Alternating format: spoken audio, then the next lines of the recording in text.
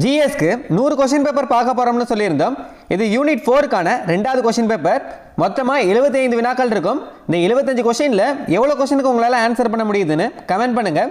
Telegram WhatsApp குரூப்பில் join பண்ணிக்கோங்க. அதுக்கான லிங்க்கும் டிஸ்கிரிப்ஷனில் இருக்குது.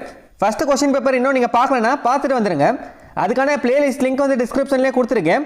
அந்த பிளேலிஸ்ட் லிங்க்கை மட்டும் நீங்கள் செக் பண்ணிக்கிட்டாலே 100 கொஸ்டின் பேப்பரும் வரிசையாக உங்களுக்கு வரும். ஃபஸ்ட்டு கொஸ்டின் பேப்பருக்கு 122 பேர் லைக் பண்ணியிருக்கீங்க. இந்த சப்போர்ட் பத்தாது, ஏன்னா இது ஒரு லாங் ப்ராசஸ்ன்னு நம்ம சொல்லியிருந்தோம். ஒவ்வொரு கொஸ்டின் பேப்பருக்குமே நீங்கள் சப்போர்ட் பண்ணுறதை வச்சு தான் அடுத்த கொஸ்டின் பேப்பர் மேக் பண்ணுறதுக்கு எங்களுக்கு ஈஸியாக இருக்கும். ஸோ இந்த வீடியோக்கு வந்து ஒரு 200 பேராச்சும் லைக் பண்ணிடுங்க. அடுத்தது யூனிட் 4ல் இருந்து தான் கொஸ்டின் பேப்பர் 2 எடுத்திருக்கோம் அப்படின்றது எல்லாத்துக்கும் தெரியும். ஆனால் என்னென்ன டாபிக் வந்து கவர் பண்ணியிருக்கோம் அப்படின்னு நிறைய பேர் கேட்டிருந்தீங்க. அதே மாதிரியே அந்த டாபிக் வந்து எந்த லெசனில் இருக்குது அப்படின்ற மாதிரி கேட்டிருந்தீங்க. கொஸ்டின் பேப்பர் 2 வந்து யூனிட் 4லேருந்து எடுத்திருக்கோம். சிலபஸ் வைஸ் டாபிக்னு பார்த்தீங்கன்னா அரசியலமைப்பின் முக்கிய கூறுகள், மாநிலங்கள் மற்றும் யூனியன் பிரதேசங்கள், குடியுரிமை, இந்த 3 டாப்பிக்லேருந்து கொஸ்டின் பேப்பர் 2 எடுத்திருக்கோம். இந்த 3 டாப்பிக்குமே எங்கெங்கே கவர் ஆகும் அப்படின்ற மாதிரி பார்த்தீங்கன்னா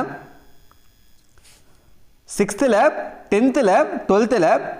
6th செகண்ட் டேர்மில் வந்து செகண்ட் லெசனாக இருக்கும் இந்திய அரசமைப்பு சட்டம். 10th ஃபஸ்ட் லெசன் வந்து இந்திய அரசியலமைப்பு.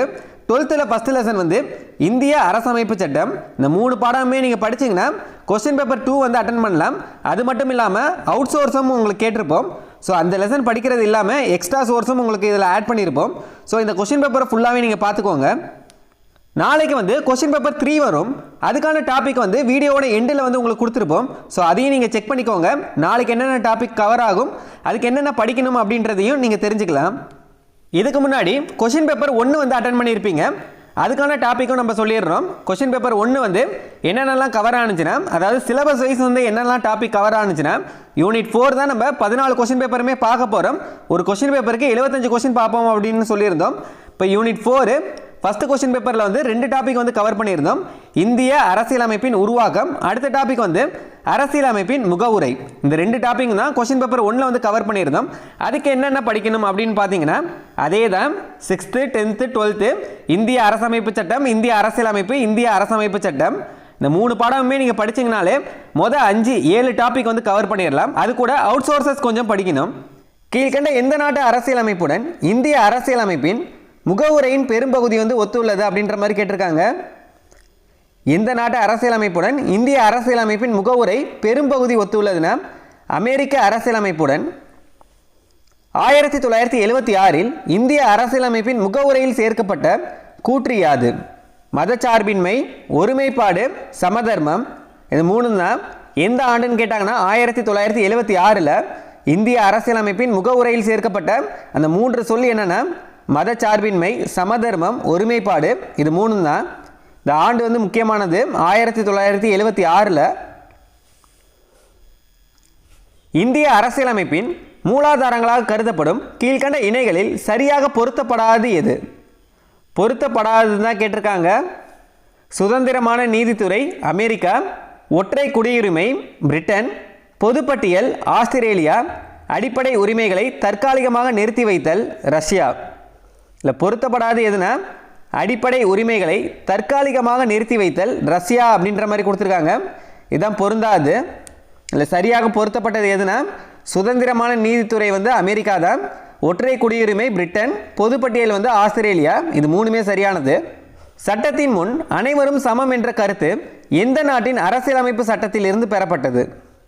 இதெல்லாம் முக்கியமானது. சட்டத்தின் முன் அனைவரும் சமம் என்ற கருத்து வந்து எந்த நாட்டின் அரசியலமைப்பு சட்டத்திலிருந்து பெறப்பட்டதுன்னா இங்கிலாந்து நாட்டின். இந்திய அரசியலமைப்பு பாராளுமன்ற அரசாங்கத்திற்கு எது மாதிரியாக எடுத்துக்கொண்டதுன்னா இங்கிலாந்து வெஸ்ட்மினிஸ்டர் முறையின்படி.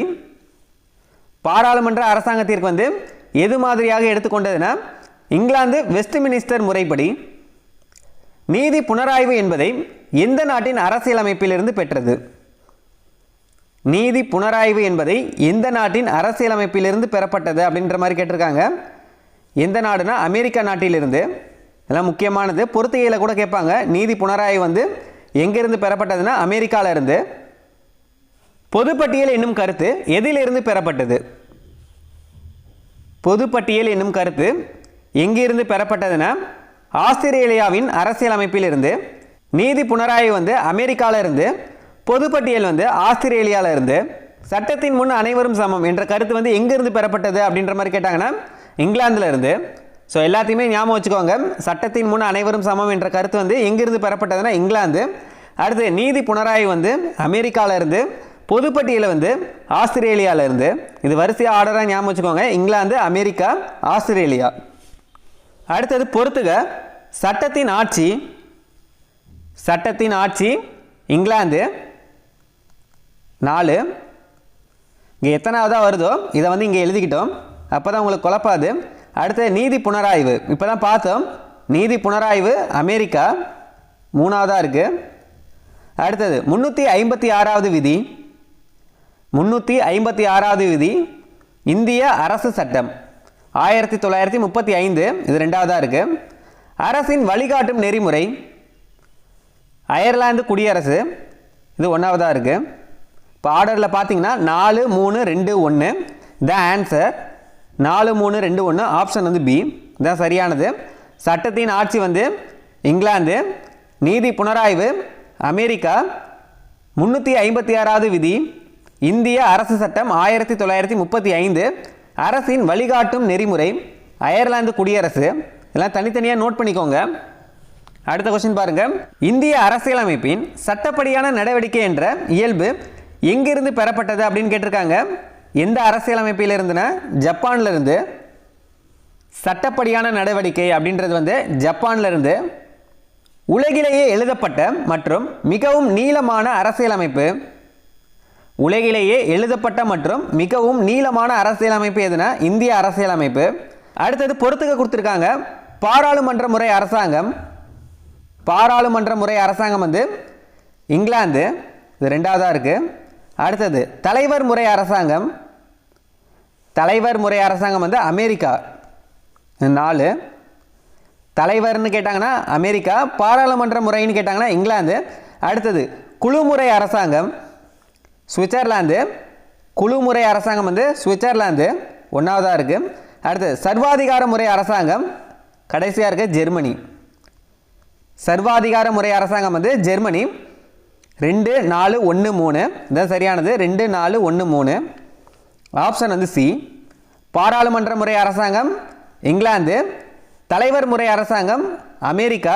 குழுமுறை அரசாங்கம் சுவிட்சர்லாந்து. சர்வாதிகார முறை அரசாங்கம் ஜெர்மனி. அவசர நிலை பிரகடனத்தின் போது அடிப்படை உரிமைகளை முடக்கி வைக்கும் முறையை எந்த நாட்டை பின்பற்றி நமது அரசியலமைப்பில் சேர்த்தோம் அப்படின்னு கேட்டிருக்காங்க. எந்த நாட்டை பின்பற்றினா ஜெர்மனி நாட்டை பின்பற்றி. கீழ்வரும் எந்த நாட்டு அரசியலமைப்பில் இருந்து குடியரசு மற்றும் சுதந்திரம், சமத்துவம் மற்றும் சகோதரத்துவம் என்ற கூறுகள் நமது முகவுரைக்கு பெறப்பட்டது? குடியரசு, சுதந்திரம், சமத்துவம், சகோதரத்துவம் இதெல்லாம் எந்த அரசியலமைப்பிலிருந்து பெறப்பட்டது முகவுரைக்கு அப்படின்னு கேட்டிருக்காங்க. பிரான்ஸ் அரசியலமைப்பிலிருந்து. இந்திய கூட்டாட்சி முறை எதன் அடிப்படையில் உருவானது? இந்திய கூட்டாட்சி முறை எதன் அடிப்படையில் உருவானதுன்னா கன்னட நாட்டின் முறையில். அடுத்தது பொறுத்துக. சமய ஆட்சி. சமய ஆட்சி வந்து ஈரான். சமய ஆட்சி ஈரான். மதச்சார்பின்மை இந்தியா, இது நமக்கு தெரியும்.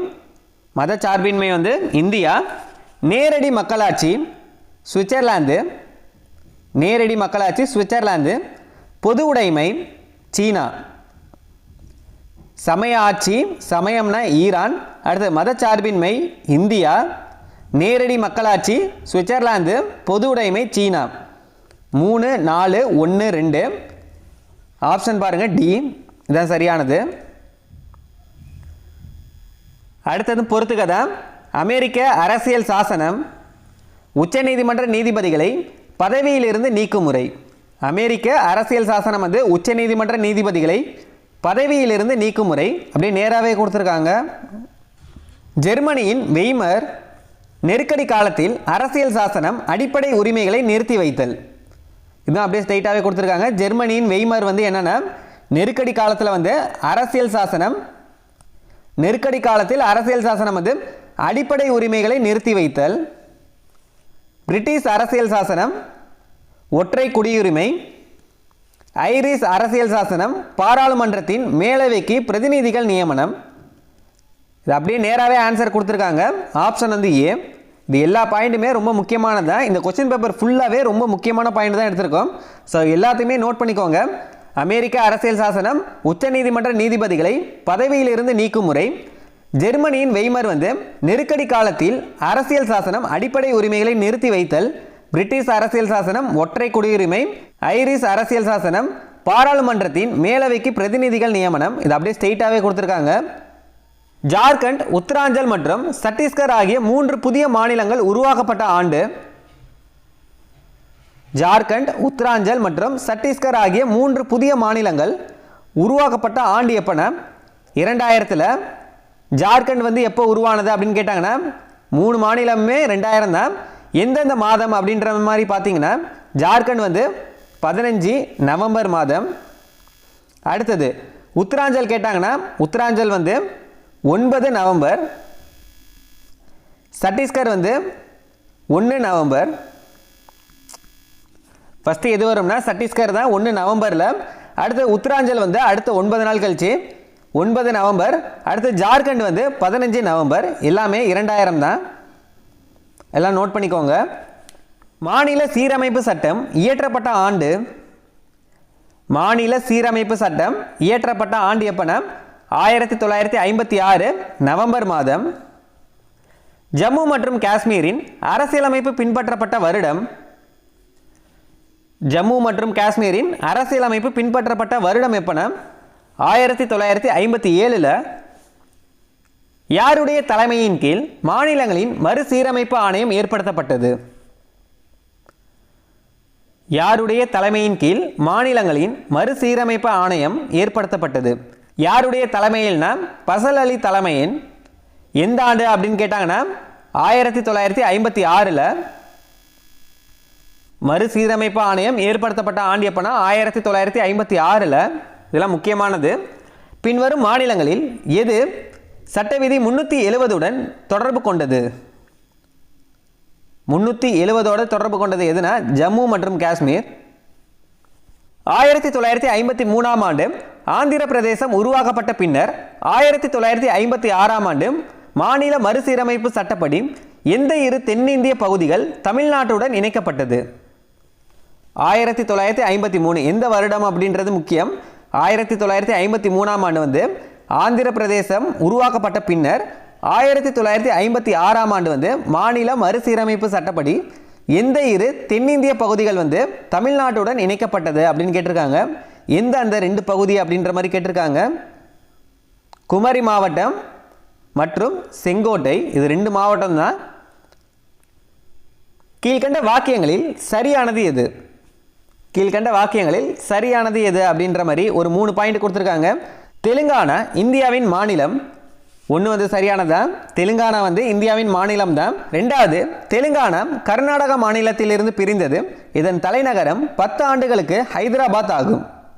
இந்த 2 வந்து தவறு. தெலுங்கானா வந்து ஆந்திர மாநிலத்திலிருந்து பிரிந்தது. இல்லை கர்நாடக மாநிலம் அப்படின்ற மாதிரி கொடுத்துருக்காங்க. இதில் 2 வந்து தவறு. அடுத்தது 3வது பாருங்க. கே சந்திரசேகர் ராவ் தெலுங்கானாவின் முதல்வர் ஆவார். இல்லை 3 வந்து சரி, 2 மட்டும்தான் தவறு. ஏன் தவறுனா தெலுங்கானா வந்து கர்நாடக மாநிலத்திலிருந்து பிரிந்தது அப்படின்னு கொடுத்துருக்காங்க. கர்நாடக மாநிலம் வராது, ஆந்திர மாநிலம் வரணும். அப்போ 1, 3 தான் சரியானது. ஆப்ஷன் சி தான் சரி. 1 மற்றும் 3 சரி. மதராஸ் என்ற பெயர் சென்னை என அதிகாரப்பூர்வமாக மாற்றப்பட்ட ஆண்டு 1996. மதராஸ் என்ற பெயர் வந்து சென்னை என அதிகாரப்பூர்வமாக மாற்றப்பட்ட ஆண்டு எப்போனா 1996. அரசியலமைப்பின் எந்த சரத்து ஜம்மு காஷ்மீருக்கு சிறப்பு அந்தஸ்தை வழங்கியது?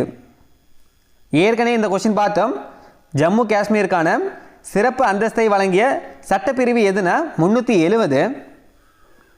கீழ்கண்டவற்றில் எது இந்தியாவின் மாநிலமாகும்? இந்தியாவின் மாநிலம் எதுனா கோவா தான். மித்ததெல்லாம் யூனியன் பிரதேசம். இந்திய அரசியலமைப்பு சட்ட விதி 1 இந்திய நிலப்பரப்பு எவ்வாறு வரையறுக்கப்பட்டுள்ளது? இது ரொம்ப முக்கியமானது. இந்திய அரசியலமைப்பு சட்ட விதி அதாவது சட்டப்பிரிவு வந்து 1 வந்து இந்திய நிலப்பரப்பு எவ்வாறு வரையறுக்கப்பட்டுள்ளது அப்படின்னு கேட்டிருக்காங்க. மாநில அரசுகள், யூனியன் பிரதேசங்கள் இந்திய அரசாங்கத்தால் நிலப்பரப்பு பகுதிகள் எந்த நேரத்திலும் சேர்க்கப்படலாம்?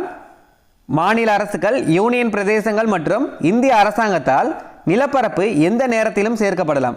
இது மூணுமே சேர்த்த மாதிரி தான். டி தான் சரியானது. மாநில அரசுகள், யூனியன் பிரதேசங்கள் மற்றும் இந்திய அரசாங்கத்தால் நிலப்பரப்பு எந்த நேரத்திலும் சேர்க்கப்படலாம். இதுதான் சரியானது. மிசோரம் மாநிலம் டேஸ் மாகாணம் ஆகும். மிசோரம் மாநிலம் வந்து எந்த மாகாணம் அப்படின்னு கேட்டிருக்காங்க. வடகிழக்கு மாகாணம். ஜம்மு காஷ்மீர் எந்த அரசியலமைப்பால் உருவாகியது? எந்த அரசியலமைப்புனா அரசு நிறுவிய அரசியலமைப்பு நிர்ணய சபையால். ஜம்மு காஷ்மீர் வந்து அரசு நிறுவிய அரசியலமைப்பு நிர்ணய சபையால். கீழ்கண்டவற்றில் 1950 இந்திய நிலப்பரப்பின் பகுதி டி மாநிலமாக இருந்தது எது? இந்த கொஸ்டின்லாம் முக்கியமானது. 1950 இந்திய நிலப்பரப்பின் பகுதி டி மாநிலமாக இருந்தது என்ன அப்படின்ற மாதிரி கேட்டிருக்காங்க. குரூப் 4 எக்ஸாமில் 2025 கூட இது மாதிரி கொஸ்டின் கேட்டாங்க. பகுதி டி மாநிலமாக இருந்தது எதுனா அந்தமான் நிக்கோபார் தீவுகள். மொழி அடிப்படையில் உருவாக்கப்பட்ட முதல் இந்திய மாநிலம். மொழி அடிப்படையில் உருவாக்கப்பட்ட முதல் இந்திய மாநிலம் எதுனா ஆந்திர பிரதேசம். இது முக்கியமானது. இப்போ உங்களுக்கே தெரிஞ்சிருக்கும், இதுவரையும் பார்த்த 31 வினாக்களுமே ரொம்ப முக்கியமான வினாக்களாக தான் இருந்திருக்கும். 1948 அமைக்கப்பட்ட முதலாவது மொழிவாரி மாகாண ஆணையத்தின் தலைவர். எந்த ஆண்டுனா 1948 அமைக்கப்பட்ட முதலாவது மொழிவாரி மாகாண ஆணையத்தின் தலைவர் யார் அப்படின்னு கேட்டிருக்காங்க. எஸ்கே தார். வங்கதேசத்துடன் எல்லையை பகிர்ந்து கொள்ளும் மாநிலம். வங்கதேசத்துடன் எல்லையை பகிர்ந்து கொள்ளும் மாநிலம் எதுனா திரிபுரா. திரிபுரா இல்லாமல் என்னென்ன மாநிலங்கள்லாம் வங்கதேசத்துடன் எல்லையை பகிர்ந்து கொள்கிறது அப்படின்னு கேட்டாங்கன்னா அஸ்ஸாம், அடுத்தது மேற்கு வங்காளம் வரும், மிசோரம் வரும், மேகாலயா வரும். இதில் ஆப்ஷனில் வந்து திரிபுரா மட்டும் கொடுத்துருக்காங்க, சரியானது. இந்த திரிபுரா இல்லாமல் இந்த 3 மாநிலம் கொடுத்துருந்தாலும் இதுவும் சரியானது தான். இந்திய அரசியலமைப்பில் இருந்து 370வது சரத்து எப்பொழுது நீக்கப்பட்டது? இந்த 370 வந்து ஜம்மு அண்ட் காஷ்மீர் அப்படின்ற மாதிரி பார்த்துருந்தோம். இது எப்பொழுது நீக்கப்பட்டது அப்படின்னு கேட்குறாங்க. ஆகஸ்ட் 5, 2019 தான் நீக்கியிருக்காங்க. ஜம்மு காஷ்மீரின் மறுவரையறை சட்டம் 2019 எந்த நோக்கத்திற்காக நிறைவேற்றப்பட்டது? ஜம்மு காஷ்மீரின் மறுவரையறை சட்டம் 2019 எந்த நோக்கத்திற்காக நிறைவேற்றப்பட்டது அப்படின்னு ஒரு 4 பாயிண்ட் கொடுத்துருக்காங்க. இதில் எது சரியானது அப்படின்னு கேட்டிருக்காங்க. லடாக் பகுதியை யூனியன் பிரதேசமாக, அடுத்தது ஜம்மு காஷ்மீரை யூனியன் பிரதேசமாக, 3வது ஜம்மு காஷ்மீரை மாநிலத்தை 2ஆக பிரிக்க, ஜம்மு காஷ்மீரில் உள்ள பாராளுமன்ற தொகுதிகளை மறுசீரமைப்பு செய்ய. இது 4ல் எது சரியானது அப்படின்னு கேட்டிருக்காங்க. எதுக்கானதுன்னா ஜம்மு காஷ்மீரின் மறுசீரமைப்பு சட்டம் 2019 எந்த நோக்கத்திற்காக நிறைவேற்றப்பட்டது அப்படின்னு தான் கேட்டிருக்காங்க. எந்த நோக்கத்திற்காக நிறைவேற்றப்பட்டதுன்னா லடாக் பகுதியை யூனியன் பிரதேசமாக, இது 1 சரி. 2வது ஜம்மு காஷ்மீரை யூனியன் பிரதேசமாக. 2மே சரியானதா? 1 மற்றும் 2 சரி. அடுத்தது பொறுத்துக்க கொடுத்துருக்காங்க. மாநிலம் கொடுத்து அது எந்த ஆண்டு உருவாக்கப்பட்டது அப்படின்ற மாதிரி கேட்டிருக்காங்க.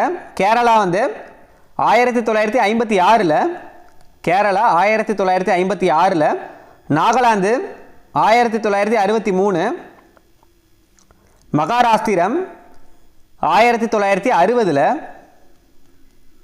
ஹரியானா 1966, 3, 1, 4, 2 தான் சரியானது. ஆப்ஷன் வந்து பி. கேரளா வந்து இதெல்லாம் நோட் பண்ணிக்கோங்க. கேரளா வந்து என்னன்னா 1956. அடுத்தது நாகாலாந்து எப்போ 1963. அடுத்தது மகாராஷ்டிரம் எப்போ 1960. ஹரியானா எப்போனா 1966. இதெல்லாம் தனியாக நோட் பண்ணிக்கோங்க. மாநிலம் தொடர்பான சரியான பொருத்தங்களை தேர்வு செய்யவும். மாநிலம் தொடர்பான சரியான பொருத்தங்கள் எது அப்படின்ற மாதிரி கேட்டிருக்காங்க. இதுக்கும் ஒரு 4 பாயிண்ட் கொடுத்துருக்காங்க. இல்லை சரியானது என்ன அப்படின்றத பாருங்கள். சட்டப்பிரிவு 371 அதான் விதின்னு கொடுத்துருக்காங்க. விதி 371 மகாராஷ்டிரம் மற்றும் குஜராத் மாநிலங்கள் தொடர்பானது. விதி 371A நாகாலாந்து மாநிலம் தொடர்பானது. விதி 371D ஆந்திர பிரதேச மாநிலம் தொடர்பானது. விதி 371H தமிழ்நாடு மாநிலம் தொடர்பானது. சரியாக பொருத்தப்பட்டது எது அப்படின்ற மாதிரி பாருங்கள். சரியாக பொருத்தப்பட்டது 1, 2, 3 தான் சரியானது. 371 வந்து மகாராஷ்டிரா மற்றும் குஜராத் மாநிலம், 371A வந்து நாகாலாந்து, 371D வந்து ஆந்திர பிரதேசம், 371H வந்து தமிழ்நாடு மாநிலம் அப்படின்னு கொடுத்துருக்காங்க. 371H வந்து அருணாச்சல பிரதேசம் வரணும், இல்லை தமிழ்நாடு அப்படின்ற மாதிரி கொடுத்துருக்காங்க. 4 வந்து தவறானது. இல்லை சரியான பொருத்தங்கள் எதுன்னு தான் கேட்டிருக்காங்க. 1, 2, 3 தான் சரியானது. ஆப்ஷன் வந்து டி, 1, 2 மற்றும் 3 சரி. தனி ஆந்திர மாநிலம் கோரி உண்ணாவிரதம் இருந்து உயிர் நீத்தவர் யார்? தனி ஆந்திர மாநிலம் கோரி உண்ணாவிரதம் இருந்து உயிர் நீத்தவர் யார்னா பொட்டி ஸ்ரீராமுலு. எந்த சட்டத்தால் உத்தராஞ்சல் என்ற பெயர் உத்தரகாண்டி என்று மாற்றப்பட்டது? உத்தராஞ்சல் என்ற பெயர் வந்து உத்தரகாண்டி என்று எந்த சட்டத்தின்படி மாற்றப்பட்டது அப்படின்னு கேட்டிருக்காங்க. 2006 உத்தராஞ்சல் பெயர் மாற்றம் சட்டம். ஏதான் சரியானது. எந்த வருடம் அப்படின்றது தான் முக்கியமானது. 2006. மேகாலயா தனி மாநிலமாக உருவான ஆண்டு. மேகாலயா தனி மாநிலமாக உருவான ஆண்டு எப்பனா 1972. மாநில மறுசீரமைப்பு குழுவின் அறிக்கை சமர்ப்பிக்கப்பட்ட ஆண்டு எப்போ அப்படின்னு கேட்டிருக்காங்க. சமர்ப்பிக்கப்பட்ட ஆண்டு அப்படின்னு தான் சொல்லியிருக்காங்க. எந்த ஆண்டுனா 1955. இந்திய அரசியலமைப்பின் 1ஆம் விதி இந்தியாவை எவ்வாறு குறிப்பிடுகிறது? இதெல்லாம் ரொம்ப முக்கியமானது. 1ஆம் விதி வந்து இந்தியாவை எவ்வாறு குறிப்பிடுகிறது அப்படின்னு கேட்டிருக்காங்க. மாநிலங்களின் ஒன்றியம் என்று. மிசோரம் ஒரு முழு மாநிலமாக அந்தஸ்து பெற்ற ஆண்டு 1987. மிசோரம் வந்து எத்தனையாவது மாநிலம் அப்படின்ற மாதிரி கேட்டாங்கன்னா 23வது மாநிலம். 22வது மாநிலம் எதுன்னு கேட்டாங்கன்னா சிக்கிம். சிக்கிம் வந்து 22வது மாநிலம். மிசோரம் வந்து 23வது மாநிலம். எப்பன்னு பார்த்தீங்கன்னா 20 பிப்ரவரி 1987 தான் மிசோரம் வந்து ஒரு முழு மாநிலமாக அந்தஸ்து பெற்றது. சிக்கிம் இந்திய யூனியனில் எப்பொழுது சேர்க்கப்பட்டது? சிக்கிம் வந்து இந்திய யூனியனில் எப்பொழுது சேர்க்கப்பட்டது? 1975. கீழ்கண்ட எந்த கூற்று உண்மையானது அப்படின்ற மாதிரி கேட்டிருக்காங்க. அஸ்ஸாம் வந்து 10 பாராளுமன்ற தொகுதிகளை பெற்றுள்ளது. இல்லை ஏ வந்து தவறு தான். அஸ்ஸாம் வந்து 10 பாராளுமன்ற தொகுதி அப்படின்ற மாதிரி கொடுத்துருக்காங்க. 10 வராது, 14 வரணும். அடுத்தது அருணாச்சல பிரதேசம் 2 பாராளுமன்ற தொகுதிகளை பெற்றுள்ளது. இது சரியானது. இல்லை சரியான கூற்று எதுன்னு தான் கேட்டிருக்காங்க. பி தான் சரியானது. அருணாச்சல பிரதேசம் 2 பாராளுமன்ற தொகுதிகளை பெற்றுள்ளது. சரியானது. 3வது பாருங்க சிஏ. இமாச்சல பிரதேசம் 7 பாராளுமன்ற தொகுதிகளை பெற்றுள்ளது. இமாச்சல பிரதேசம் வந்து 7 வராது, 4 தான் வரணும். புதுச்சேரி 2 பாராளுமன்ற தொகுதிகளை பெற்றுள்ளது. 2 வராது, 1 தான் வரணும். சரியானது வந்து பி தான் சரியானது. எந்த அரசியலமைப்பு திருத்தத்தின் மூலம் சிக்கிமின் இணை அந்தஸ்து ஒழிக்கப்பட்டு இந்திய ஐக்கியத்தின் 22வது மாநிலமாக மாற்றி அமைக்கப்பட்டது? சிக்கிம் வந்து 22வது மாநிலம். எந்த சட்ட திருத்தத்தின் மூலம் அப்படின்ற மாதிரி கேட்டிருக்காங்க. 36வது சட்ட திருத்தத்தின் மூலம். 36வது அரசியலமைப்பு சட்ட திருத்தத்தின் மூலம். மிசோரம் வந்து கேட்டாங்கன்னா 23வது மாநிலம். சிக்கிம் வந்து 22வது மாநிலம். ரெண்டுத்தையும் ஞாபகம் வச்சுக்கோங்க. யாரால் மொழிவாரி மாநிலங்கள் உருவாக்கத்தை ஆய்வு செய்வதற்காக தார் ஆணையம் அமைக்கப்பட்டது? மொழிவாரி மாநிலங்கள் உருவாக்கத்தை ஆய்வு செய்வதற்காக தார் ஆணையம் யாரால் அமைக்கப்பட்டது அப்படின்ற மாதிரி கேட்டிருக்காங்க. யாரால்னா அரசியலமைப்பு நிர்ணய சபையின் தலைவரால். அரசியலமைப்பு நிர்ணய சபையின் தலைவர் யார்னா டாக்டர் ராஜேந்திர பிரசாத். கீழ்கண்ட நிகழ்வுகளை கருத்தில் கொண்டு கால வரிசைப்படி சரியாக வரிசைப்படுத்துக அப்படின்ற மாதிரி கேட்டிருக்காங்க. இந்த 4 பாயிண்ட் கொடுத்துருக்காங்க. இதுக்கான ஆண்டுகள் நமக்கு தெரிஞ்சால் மட்டும்தான் இது சரியாக ஆன்சர் பண்ண முடியும். இந்தியாவில் 4வது பொது தேர்தல் நடைபெற்ற ஆண்டு எப்போ அப்படின்றத பாருங்கள். இந்தியாவின் 4வது பொது தேர்தல் நடைபெற்ற ஆண்டு எப்போனா 1967 தான். அடுத்தது ஹரியானா மாநிலம் அமைத்தல். ஹரியானா மாநிலம் அமைக்கப்பட்ட ஆண்டு எப்போனா 1966 தான். 3வது மைசூரை கர்நாடக மாநிலமாக பெயரிட்ட ஆண்டு? எந்த ஆண்டு பெயரிடப்பட்டதுன்னா மைசூர் வந்து கர்நாடக மாநிலம் அப்படின்னு எப்போ பெயரிடப்பட்டதுன்னா 1973. மேகாலயா மற்றும் திரிபுரா முழு மாநிலங்களாக மாற்றி அமைக்கப்பட்ட ஆண்டு எப்போனா 1972. இப்போ வரிசையாக ஆண்டுகளை வந்து பாருங்கள். ஃபஸ்ட்டு எது வரும்? ஃபஸ்ட்டு வந்து 1966 வரும் 2. அடுத்து 1967 வரும் 1. அடுத்தது 1972 இது 4. அடுத்து 1973 3. ஆப்ஷன் வந்து 2 1 4 3 இது சரியானது. ஏ தான் சரியானது. இதோட ஆண்டுகள்லாம் உங்களுக்கு தெரிஞ்சால் தான் ஆன்சர் பண்ண முடியும். இந்திய அரசியலமைப்பின் பிரிவு 1.1 எவ்வாறு கூறுகிறது? இந்தியா என்னும் பாரதம் மாநிலங்களை கொண்டதோர் ஒன்றியமாக இருக்கும். இல்லை ஏவே சரியானதா? இது ரொம்ப முக்கியமானது. இந்திய அரசியலமைப்பின் பிரிவு 1.1 எவ்வாறு கூறுகிறதுனா இந்தியா என்னும் பாரதம் மாநிலங்களை கொண்டதோர் ஒன்றியமாக இருக்கும். இல்லை ஏ சரியானது. கீழ்கண்ட மாநிலங்களில் எது 1987 ஆண்டு புதிய மாநிலமாக அறிவிக்கப்படவில்லை? 1987 வந்து புதிய மாநிலங்களாக அறிவிக்கப்படவில்லை அப்படின்ற மாதிரி சொல்லியிருக்காங்க. மிசோரம், கோவா, அருணாச்சல பிரதேசம், சிக்கிம். இல்லை சிக்கிம் வந்து எந்த ஆண்டு உருவாக்கப்பட்டதுன்னா 1975. இவங்க கேட்டது 1987. 1987 புதிய மாநிலமாக உருவாக்கப்பட்டது எதுலாம்? மிசோரம் வரும், அருணாச்சல பிரதேசம் வரும், கோவா வரும். இது மூணுமே தான். இல்லை சிக்கிம் மட்டும் 1975 இதான் அறிவிக்கப்படவில்லை. சிக்கிம் தான் சரியானது. பின்வரும் விதிகளில் எது புதிய மாநிலத்தை உருவாக்க பாராளுமன்றத்திற்கு அதிகாரம் அளிக்கிறது? புதிய மாநிலத்தை உருவாக்க பாராளுமன்றத்திற்கு அதிகாரம் அளிக்கும் சட்டப்பிரிவு எது அப்படின்ற மாதிரி கேட்டிருக்காங்க. எந்த சட்டப்பிரிவுனா சட்டப்பிரிவு 3, அதாவது விதி 3. மைசூர் மாநிலம் எந்த ஆண்டு கர்நாடகா என்று பெயர் மாற்றப்பட்டது? மைசூர் மாநிலம் வந்து கர்நாடகா என்று எந்த ஆண்டு பெயர் மாற்றம் செய்யப்பட்டதுன்னா 1973.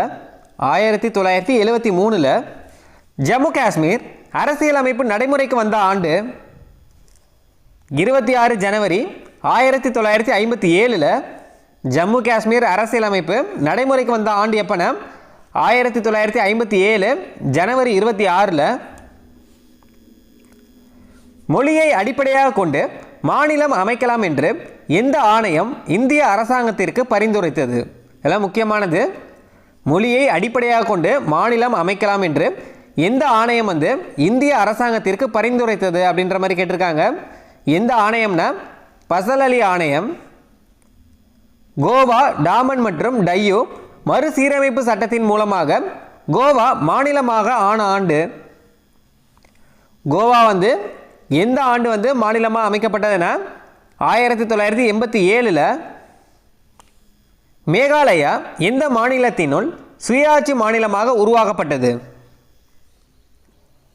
அஸ்ஸாம் மாநிலத்தின் சுயாட்சி மாநிலமாக உருவாக்கப்பட்டது. கேரளா மாநிலம் உருவாக்கப்பட்ட வருடம்? இது ஏற்கனவே பொறுத்துகையில் பார்த்துருப்பீங்க. கேரளா மாநிலம் உருவாக்கப்பட்ட வருடம் எப்போனா 1956.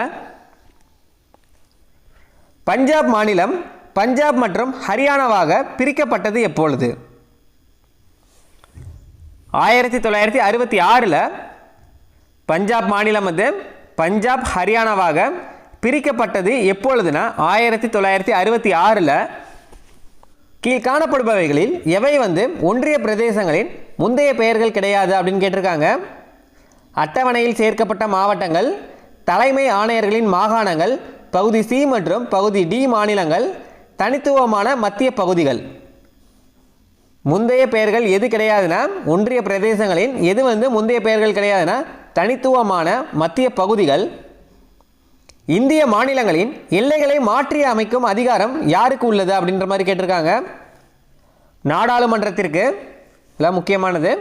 இந்திய மாநிலங்களின் எல்லைகளை மாற்றி அமைக்கும் அதிகாரம் யாருக்கு இருக்குன்னா நாடாளுமன்றத்திற்கு. எந்த பகுதி பிப்ரவரி 1987 ஆண்டு இந்திய யூனியனின் 23வது மாநிலமாக்கப்பட்டது? மிசோரம், எந்த ஆண்டுனா 1987 பிப்ரவரி மாதம் தான் மிசோரம் வந்து இந்திய யூனியனின் 23வது மாநிலமாக உருவாக்கப்பட்டது. இந்தியாவில் உள்ள யூனியன் பிரதேசங்களின் எண்ணிக்கை 8 யூனியன் பிரதேசம் இருக்கு.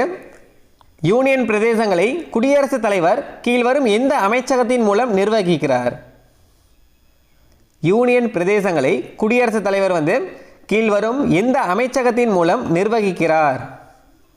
உள்துறை அமைச்சகத்தின் மூலம். மைய ஆட்சி பகுதியிலிருந்து தேர்ந்தெடுக்கப்பட்ட மக்களவை உறுப்பினர்களின் எண்ணிக்கை. மைய ஆட்சி பகுதியிலிருந்து தேர்ந்தெடுக்கப்பட்ட மக்களவை உறுப்பினர்களின் எண்ணிக்கை எத்தனைனா 13 பேர். கீழ்கண்டவற்றில் எவை சரியாக பொருந்தவில்லை? பகுதி வந்து 7 யூனியன் பிரதேசங்கள்னு கொடுத்துருக்காங்க. பகுதி 9 பஞ்சாயத்துக்கள். பகுதி 18 அவசர நிலை சட்டங்கள். பகுதி 15 தேர்தல்கள். இல்லை, சரியாக பொருந்தாது வந்து யூனியன் பிரதேசங்கள் தான். பகுதி 7ன்னு கொடுத்துருக்காங்க, ஆனால் 8 வரணும். பகுதி 8 தான் யூனியன் பிரதேசங்களை பற்றி வரும். பொருந்தாது வந்து ஏ தான். மீதி இருக்க 3 ஞாபகம் வச்சுக்கோங்க. பகுதி 9 வந்து என்னென்னா பஞ்சாயத்துக்கள். பகுதி 18 என்னென்னா அவசர நிலை சட்டங்கள். பகுதி 15 வந்து ரொம்ப முக்கியமானது, தேர்தல் பற்றியது. கீழ்கண்டவற்றுள் எந்த யூனியன் பிரதேசம் தனக்கென்று மக்களால் தேர்ந்தெடுக்கப்பட்ட சட்டமன்றத்தை கொண்டுள்ளது அப்படின்னு கேட்டிருக்காங்க. புதுச்சேரி. இது ரொம்ப முக்கியமான வினா. குடியுரிமையை பற்றிய விதி இந்திய அரசியலமைப்பு சாசனத்தின் எந்த பகுதியில் குறிப்பிடப்பட்டுள்ளது? குடியுரிமையை பற்றிய விதி வந்து இந்திய அரசியலமைப்பு சாசனத்தின் எந்த பகுதியில் குறிப்பிடப்பட்டுள்ளது அப்படின்ற மாதிரி கேட்டிருக்காங்க. பகுதி 2 வரும். குடியுரிமைன்னு பார்த்தாலே பகுதி 2 வரும். பகுதி 2 சட்டப்பிரிவு 5 முதல் 11 வரை. 1955 குடியுரிமை சட்டத்தின்படி இந்திய குடிமகன் ஆவதற்கு எத்தனை வழிமுறைகள் கூறப்பட்டிருக்கின்றது? 1955 குடியுரிமை சட்டத்தின்படி இந்திய குடிமகன் ஆவதற்கு எத்தனை வழிமுறைகள் கூறப்பட்டிருக்கிறது அப்படின்னு கேட்டிருக்காங்க. மொத்தமாக எத்தனை வழிமுறைகள்னா 5 வழிமுறைகள்.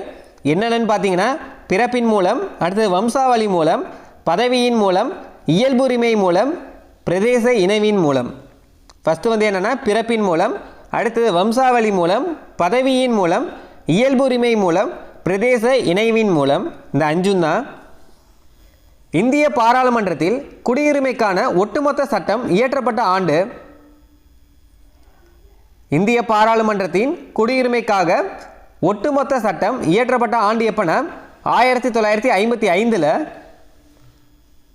அடுத்தது கூற்று காரணம் கொடுத்துருக்காங்க. கூற்று என்னன்னு பாருங்க.